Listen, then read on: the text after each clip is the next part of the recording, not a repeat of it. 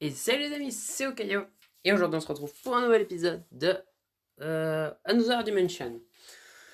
Donc dans le dernier épisode nous étions arrêtés au moment où nous rentrions chez nous parce que nous avions parlé avec Shirley, si je ne me trompe plus.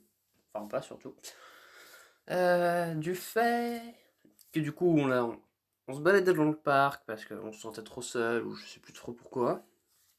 Et du coup, on est tombé sur elle qui était un peu énervée contre quelqu'un parce que cette personne parlait mal de sa sœur. Donc elle nous a un peu parlé de sa sœur, qui est sa sœur jumelle d'ailleurs.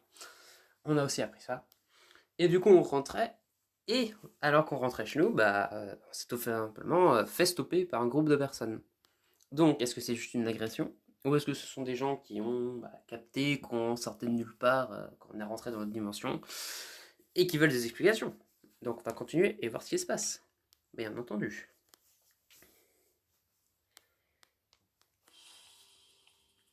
Je suis entouré par des hommes intimidants et je ne sais pas quoi faire. Je devrais peut-être leur laisser le bénéfice du doute. Bonjour. Je ne fais que passer.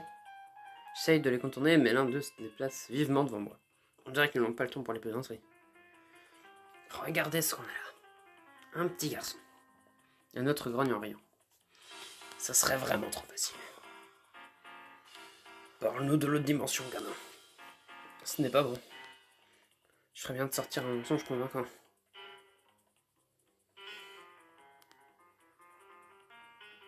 Quelle autre dimension?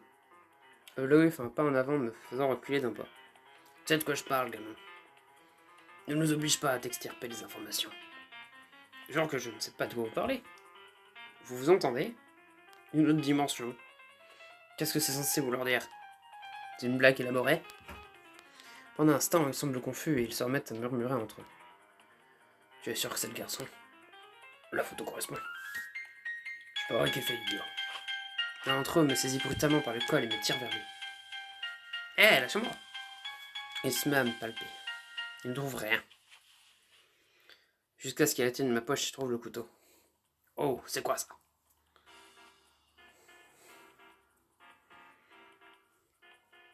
Parfois, quand j'ai envie d'en casser un, j'utilise le couteau pour découper des fruits. Qui ferait un truc pareil? Manger des fruits. Mais vu son air, il pourrait dire vrai. Il ressemble à un mangeur de fruits. C'est pas une bonne chose. Je suppose que je suis faux de voir le goût sucré des nutriments. Vloy se met à tracer des signes en l'air avec le couteau. Mais heureusement, il ne se passe rien. Il touche la pointe. Tellement émoussé. Il me lance le couteau. Je l'attrape et je le remets à la hâte dans ma poche. Si c'est tout, pas si vite. Je le regarde nerveusement alors qu'ils se mettent à discuter entre eux. Ce gamin a l'air de dire la vérité. Mais c'est lui dont le boss nous parlait, j'en suis sûr. Ouah, la photo est identique. Il a peut-être un jumeau. Non, c'est trop probable. J'aurais aimé que le boss nous donne plus d'informations. Soudain, j'ai une idée. Il n'y a qu'une façon de m'en sortir. Je dois visualiser l'autre dimension. C'est tellement pénible. Et il est en train de disparaître. Il se précipite pour m'attraper. Mais je suis déjà dans l'autre dimension. C'est un énorme soulagement. Je prends une profonde inspiration et m'assois par terre. Qui étaient ces hommes?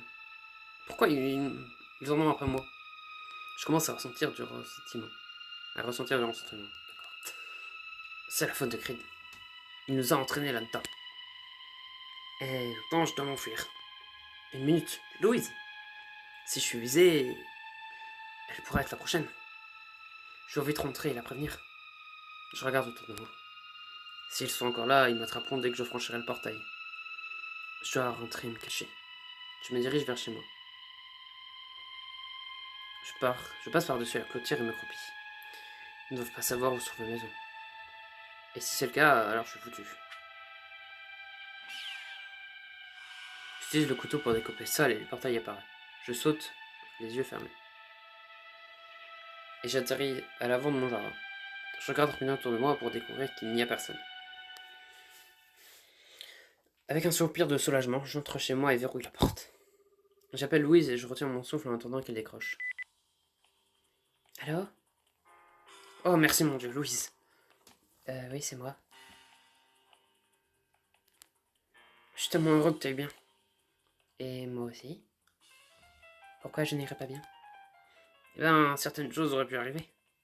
Mais je vais t'expliquer. Ouais, qu'est-ce qui s'est passé? Tu as l'air essoufflé. Je te raconte rapidement ce qui vient d'arriver.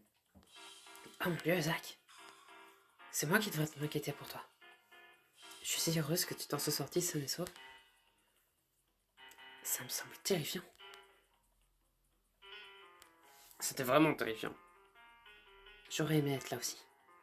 J'aurais pu te soutenir. Quoi? Non.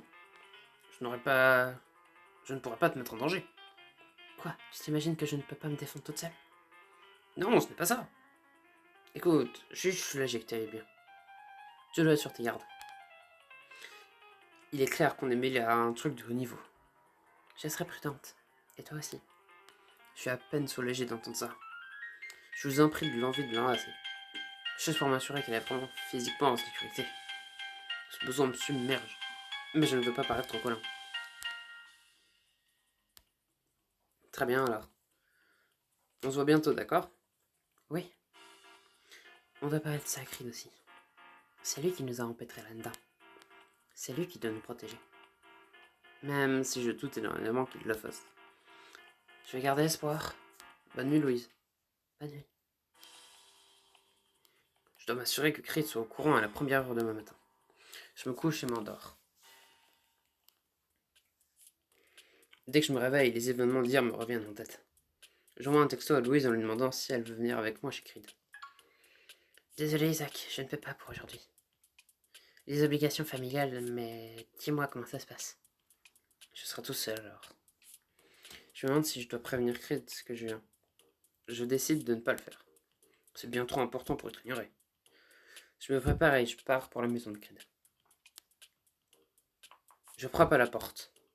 Creed l'ouvre me regardant d'un air morne. Que fais-tu ici? C'était pas une heure pour la visite. Il est 10h du matin. Il grommelle.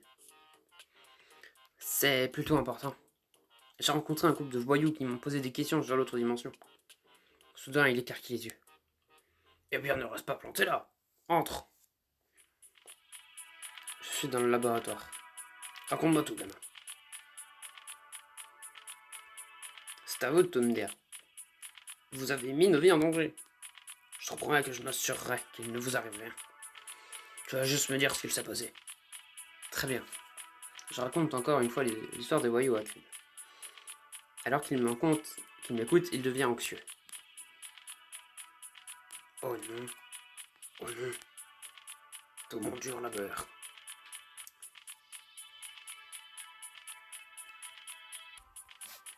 Ces voleurs fous. Il se met à faire les 100 pas dans la pièce. Allô? Creed ne fait pas attention à moi. Il pense qu'ils peuvent voler mes secrets. Comment ose-t-il? Je dois savoir ce qui se passe. Il a l'air complètement ailleurs. Qu'est-ce que je fais?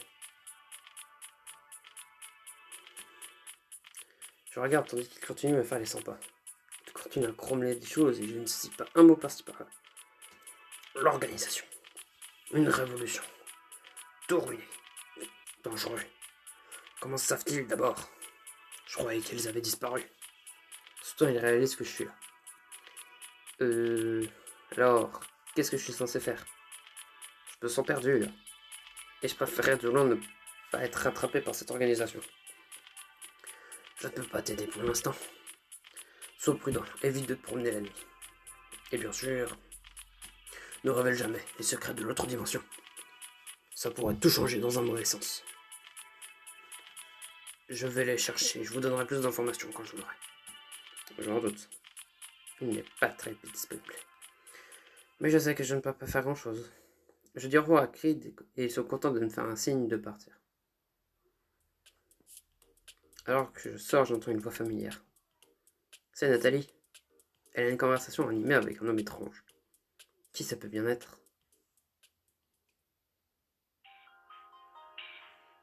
Et c'est là que finit le chapitre. Bon, l'homme étrange, je pense qu'on s'en doute un peu. Je pense que c'est le frère de Nathalie. Hein. Vu qu'ils se ressemblent un peu. Enfin, surtout au niveau des cheveux. Pour se faire rien dire en général, mais bon. Dans ce genre de jeu. Donc bon, moi j'en déduis que c'est son frère. Après, ça peut très bien être quelqu'un d'autre, hein. Mais bon, ça c'est quelque chose qu'on verra dans le prochain épisode. D'ici là, j'espère que celui-là vous a plu. Et du coup, n'hésitez pas à vous abonner, à lâcher un like. C'était Okayo. Allez, salut!